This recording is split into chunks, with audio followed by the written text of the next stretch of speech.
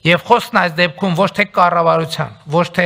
կառավարող մեծամասնության, ոչ թե քաղաքացիական հասարակության, այլ ժողովրդի մասին է, Հայաստանի Հանրապետության քաղաքացիների։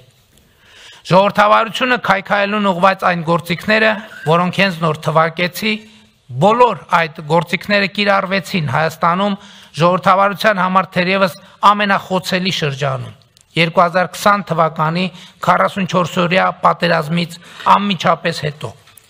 երբ Հայաստանում խորը քաղաքական ճգնաժամ էր առաջացել։ Ավելին, ինչ որ առումով 44-օրյա պատերազմը հիբրիդային պատերազմի մաս էր, որի թիրախում Հայաստանի պետականությունն էր, Հայաստանի անկախությունը։ Բայց գիտեք, հենց ժողովրդավարությունն էր, որ բառից բուն իմաստով փրկեց Հայաստանի պետականությունը ու անկախությունը։ Պատերազմը եւ դրան ուղեկցող ապատեղեկատվությունը այն գործիքներն էին, որոնցից օգտվելով հակաժողովրդավարական ուժերը մեզնից պահանջում էին պարզապես իշխանությունը հանձնել իրենց։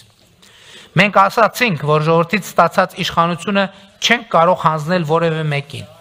այլ կարող եք միայն ժողովրդին վերադարձնել։ 2001 թվականի ապրիլին ես հրաժարական տվեցի, արդյունքում լուծարվեց երկրի խորհրդարանը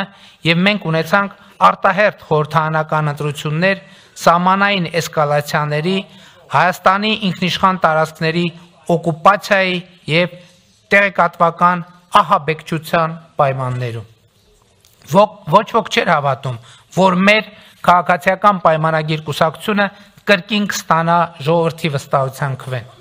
Բայց ժողովրդական ոչ բռնի թավշյա հեղափոխությունն առաջնորդած քաղաքական ուժը ոչ միայն կրկին ստացավ ընտրողների մեծամասնության քվեն, այլև ձևավորեց սահմանադրական մեծամասնություն։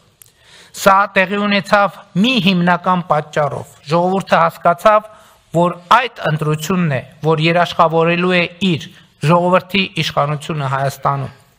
Այսինքն ժողովուրդը մեզ մանդատ տվեց իր իշխանությունը եւ ինքնիշխանությունը,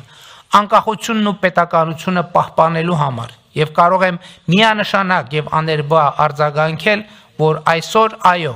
իշխանությունը Հայաստանի Հանրապետությունում պատկանում է ժողովրդին,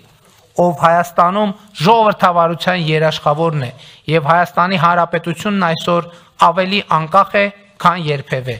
ավելի պետություն է, քան երբևէ,